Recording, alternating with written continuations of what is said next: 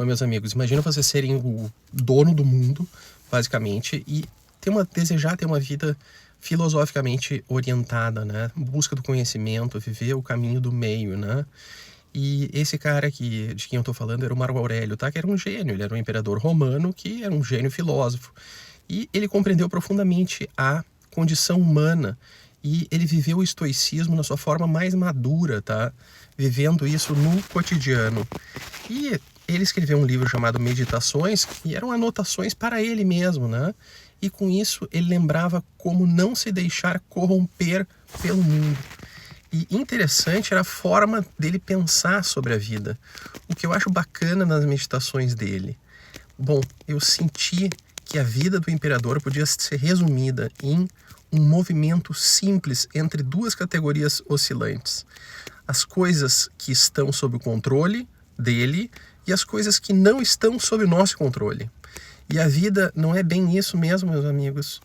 O que não depende de nós, o corpo, a nós adoecermos, as perdas das pessoas, o tempo, essas coisas elas devem ser aceitas. Né? Aquela ideia do o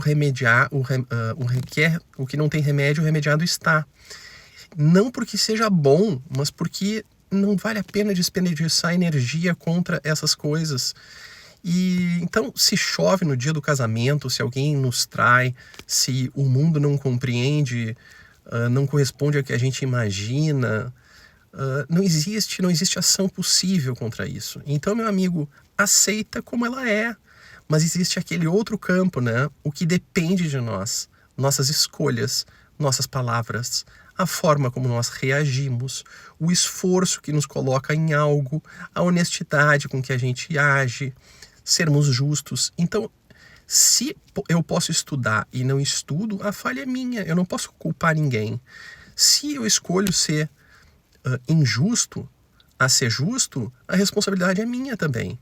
Então, se eu posso cuidar da minha saúde e não cuido, não há quem culpar.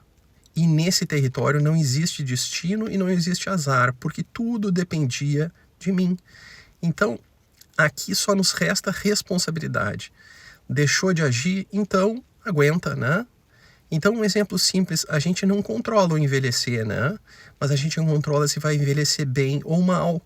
O Marco Aurélio, ele é interessante por conseguir separar com rigor o que é mundo e o que depende da nossa disposição. O mundo faz o que quer, o caráter governa a nossa ação. E nesse caso, a culpa não é do mundo, a culpa é nossa. Um abraço.